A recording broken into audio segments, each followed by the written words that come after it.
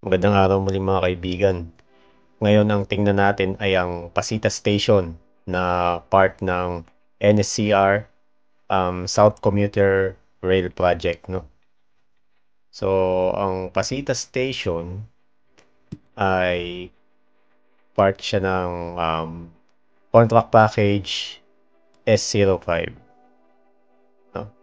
So, ang contract package S05 ay ang nakapaloob dito ang San Pedro, Pasita, Binyan, and Santa Rosa. Then, yung contractor nito ay ang Hyundai Engineering and Construction at Dong Geological Engineering Company. No, sila yung may joint venture. Sila yung na-award ng contract package S0, S04,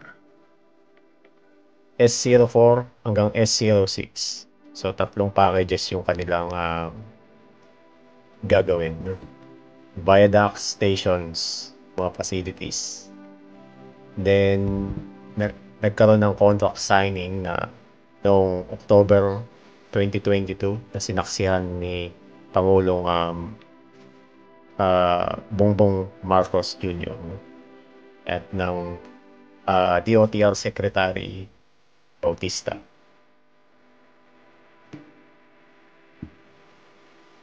Ngayon naman, saan yung location niya? So, yung location niya, dito, sa Pasita.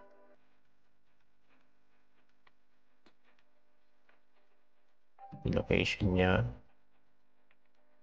ay dito sa area na to. So, lagyan natin ang mark.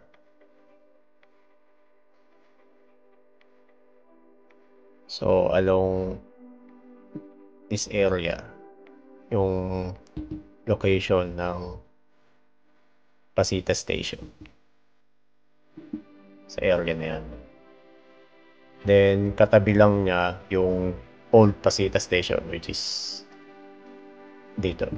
Dito yung Old Pasita Station. So, tingnan natin yung street view niya.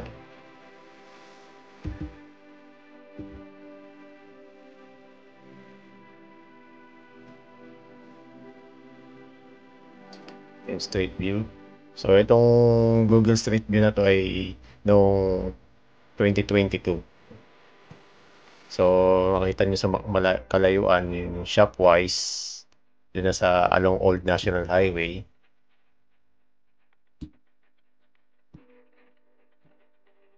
At yung street na yan ay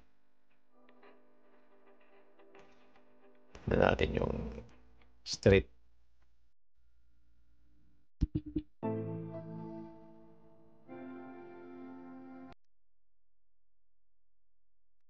So, yun ay Rita Street.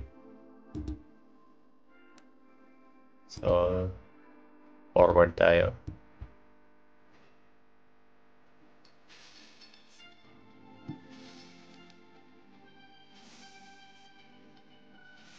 So, dito sa bahagi na to. Dito siya itatayo sa bahagi na to. Diyan sa area na yan. And then, dito naman sa kabila, ayun yung old station. Ito siya, yung old station.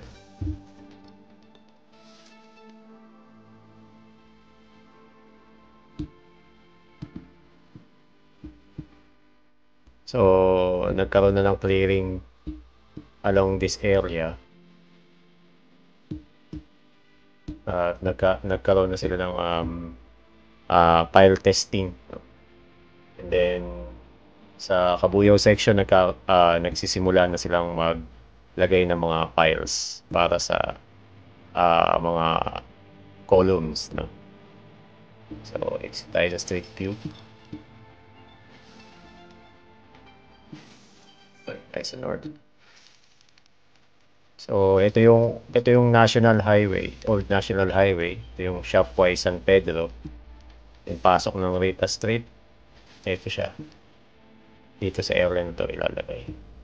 So, yan yung location ng future Pasita Station. Malapit dito sa, ito yung papuntang Carmona Line, old Carmona Line na ano na ngayon, hindi na ginagamit. Inactive line na siya. Then, yun yung kanyang magiging location. So, tingnan naman natin yung kanyang site development plan. Zoom out na tayo ng konti. So, yun yung site development plan niya. Itong row, ito yung row na, itong red, in red, ito yung bagong row o yung expanded na row para sa Pasita Station. So, yung Pasita Station, area niya ay ito. Ito yung mismong Pasita Station. Yan. Diyan sa area na yan. Then, the rest, yan yung kanyang station plaza. So, kung mapapansin nyo, dito, yung old row, yung kung gaano kalapad yung old row, itong blue line, yan yung dating row, no? Then, nag-expand sila. Then, makikita nyo dito, sa gilid nung station, ay meron siyang provision pa rin para sa at-grade line. Ito yan, yung double line na ito. At-grade line para sa long haul and yung cargo line. So, mag-i-exist pa rin yan after na matapos na yung NSCR. So, hopefully yung susunod na administration kasi most probably malalagpasan pa nito yung yung current administration, no? Hopefully ay may political will at saka may drive para ma-improve yung infrastructure ng transportation sa Pilipinas. Na hopefully pagpatuloy nila ito. Kasi malaking tulong ito in moving cargo, moving goods, no? Para maialis yung mga malalaking truck sa kalsada at mailagay dito sa mas efficient na form na may travel sila, no? So, balik tayo dito. So, ito yung mga columns. Ito yung mga columns yan.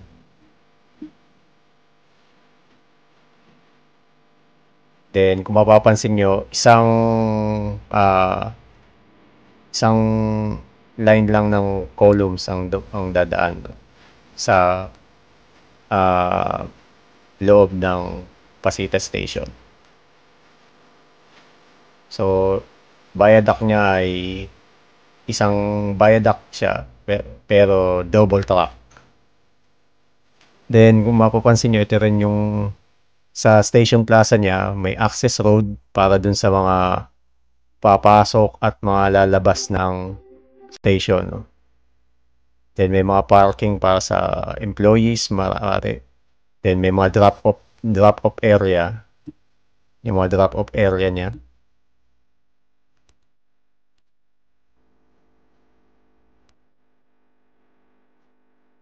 Then, dito ay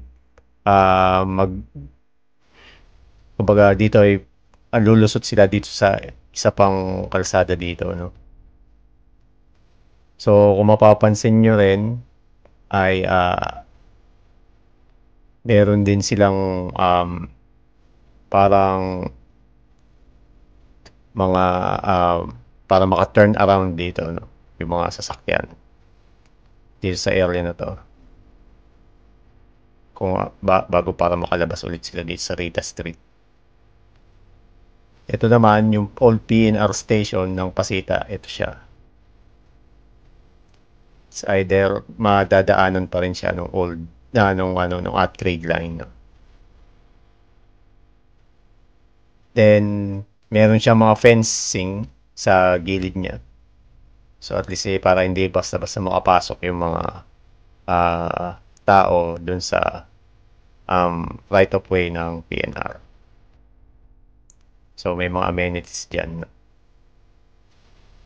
Okay. So yan yung plan niya. Then ito naman yung yung kanyang site mismo. So nakita natin dito siya. Tatabi lang siya nung dating parang ano niya, yung pinaka so hindi pala Y, no? Parang ito lang yung parang yung tinatawag na spur line, no? Papunta ng Carmona. Ito yung kanyang location.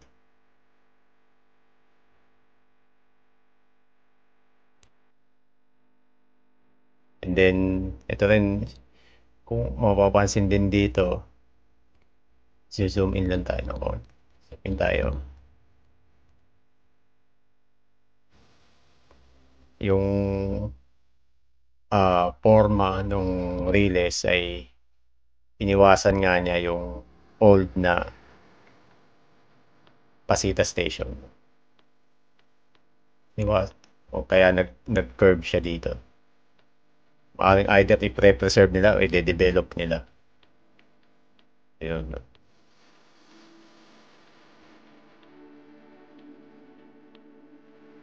Then, ito yung kanyang so yung parang structure niya, sa structure niya, mapapansin nyo ay nasa 23.8 meters yung lapad ng station.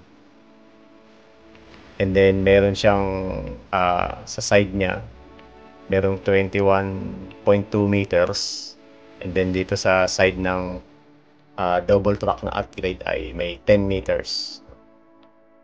And then yung haba ng station ay nasa 180 meters yung haba niya. Capable na accommodate ng 8 car trains, no?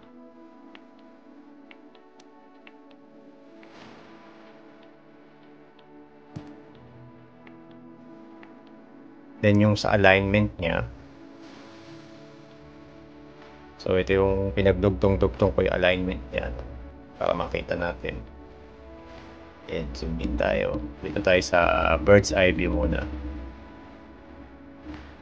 So, makita natin dito. Magsimula tayo dito sa after ng San Pedro Station. Ito yung after ng San Pedro Station.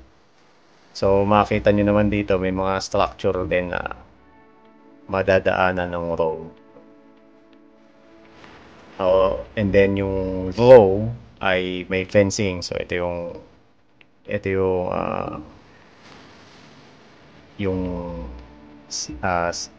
legend, ito yung itsura, yung parang symbol niya sa fence. So ito yung mga fence sa gilid.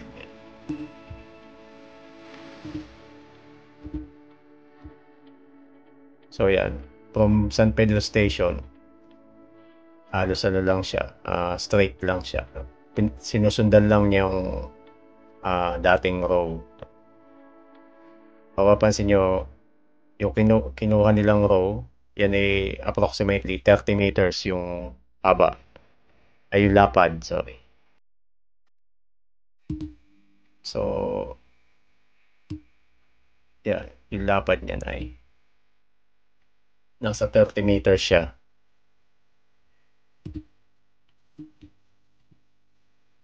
Then tuloy-tuloy tayo. Dito, meron din mga kabahayan dito na mga sasakop. Kung titingnan natin dito sa mismong street view, sa ano niya, satellite view niya.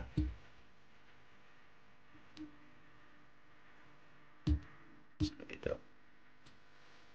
Yung mga kabahayan dito, masasakop yan. Yung row. Then lalo dito rin sa row na to. So parang ano siya, parang subdivision dito. Although di ako familiar kung anong ano to, ano, anong, ano ba to, village. Pero kung kayo ay malapit sa area na yan, siguro ay makikita nyo may mga activities na silang ginagawa dyan.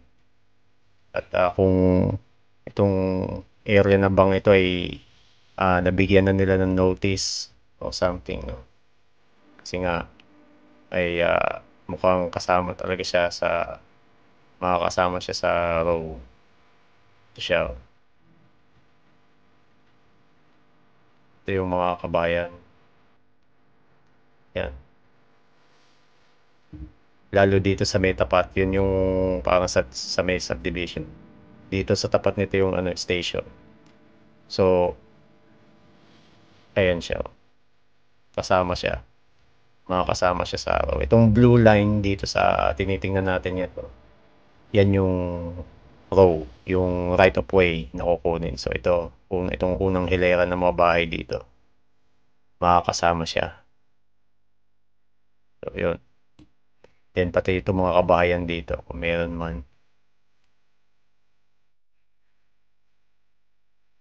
Then, may part ng kalsada na ma-decommission dito sa part na to. Ito yung Pasita Station, yung old Pasita Station. Napagigit ng Pasita Avenue at ang Rita Street. No? Nandiyan yung old station ng Pasita. So, ito yung row, 30 meters. Then, pagdating dito, lalapad siya. So, kung titingnan natin yung kaninang picture na nandito. So, pag-add lang natin, no? So, 21 plus 23,800 plus 10,500. So, in meters yan. In meters. In millimeters. Tama. Equals. So, ang ano niya ay nasa 55 meters. 55.5 meters yung kanyang sasakupin na yung buong station plaza kasama na dun yung yung station yun yung sasakupin nilang lapad ng road dito, pero mostly sa eastern side yung mas lalapad siya. Tama ba? Western side, sorry, western side. Dito sa side na to, dito hindi na siya mag-expand dito beyond the road. Dito sa area na to, dito siya mag-expand. So ito unang mga bahay dito mukhang mukhang makukuha siya.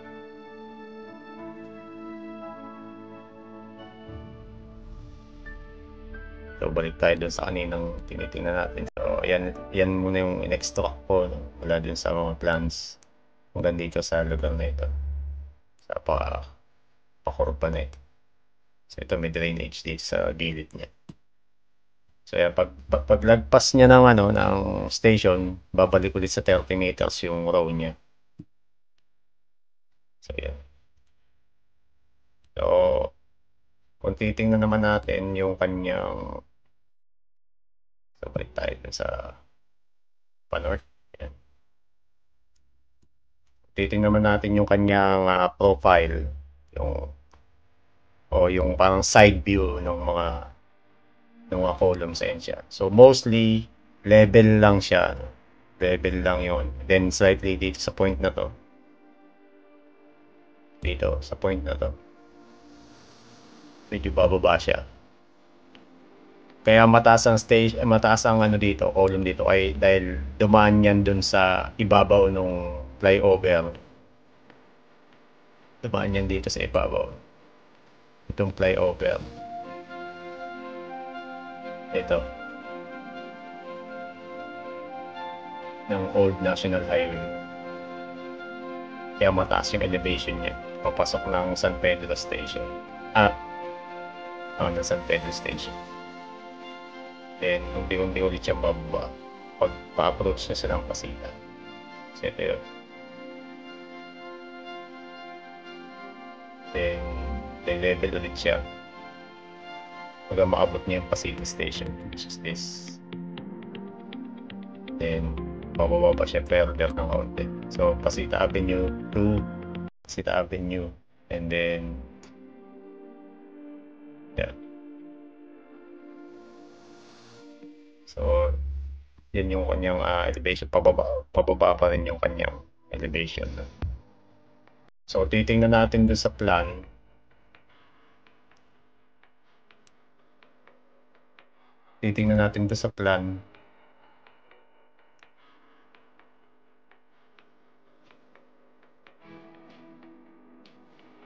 Yung kanyang height. So itong hilera na to, ito yung existing ground level. Kaya hindi siya zero kasi ang zero ay yung sea level. So from sea level, ito yung existing ground level. Pag yung top of the rail level, yung level na kung nasaan nandun yung rails sa taas ng viaduct. So yung taas ng viaduct dyan, kung kukompute natin, kukunin natin yung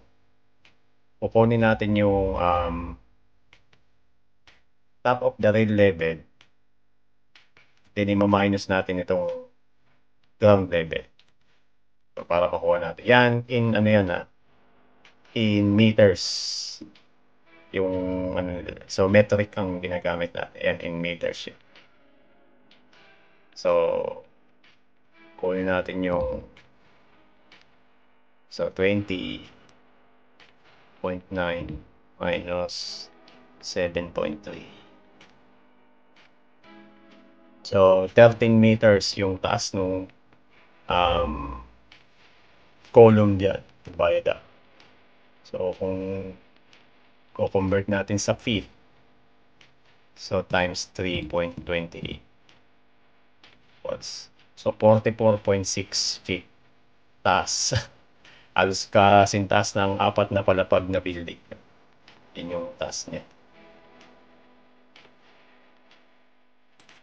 So, mataas yung magiging elevation, yung mismong columns niya.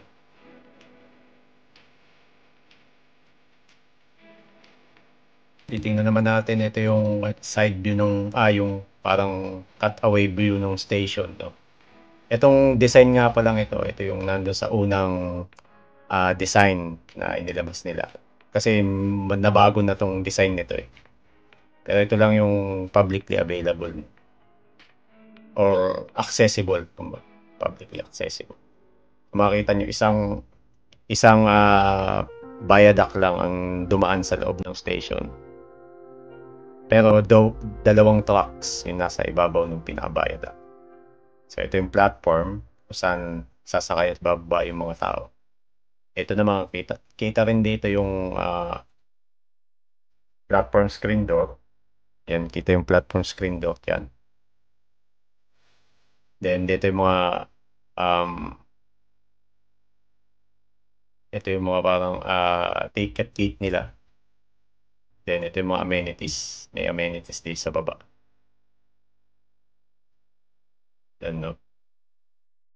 Then pinapakita dito yung lapad ng station ay nasa 29.6 meters. Siguro kasama na rin tong mga attachment na to.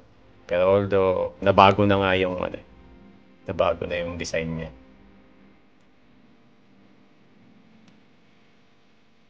Ito naman yung long view niya. So, yung haba ng station ay nasa 180 meters. Kaya nung napanggit ko kanina. Yeah, 180 meters. Then, capable siya na mag-accommodate ng 8-car trains.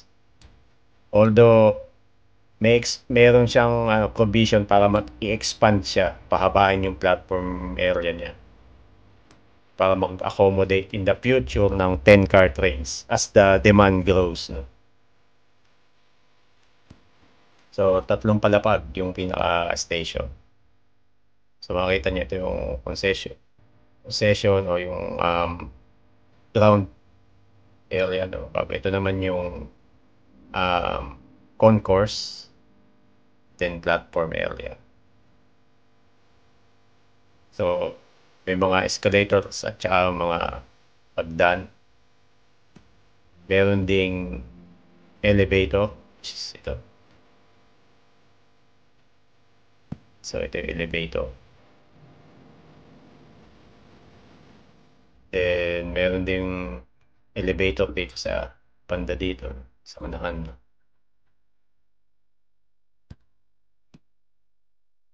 Then, meron siyang emergency staircase dito.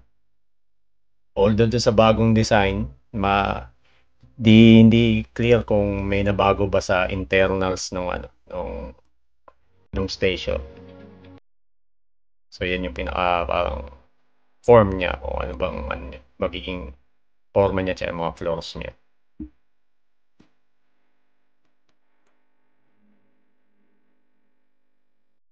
So, ito nga pala yung unang design, yung unang render ng Pasita Station. So, ito yung unang nilabas nila time na yun. Pasita Station. Looking at this, no, ito ay yung nasa north side tayo, north end tayo ng station. Looking there.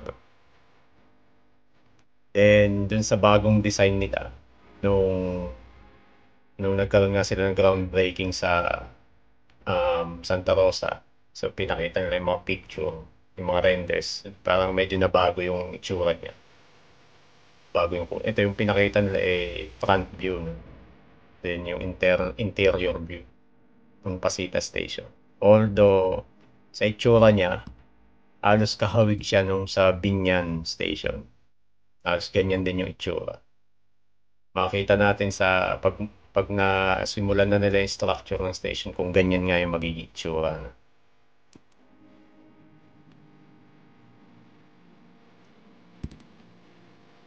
So yun. Sa ngayon yan lang muna yung available na information natin about the Pasita Station.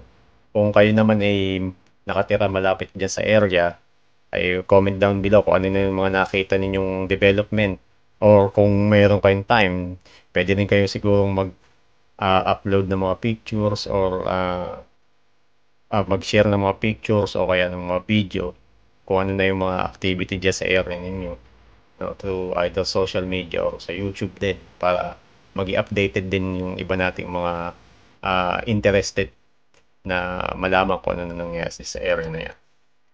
So, hoping na patuloy nyo subaybayan din yung mga next update natin tungkol sa mga stations at sa mga structures na ginagawa dito para sa NSCR. No? So, sa ngayon, hanggang dun lang po muna. Salamat po muli.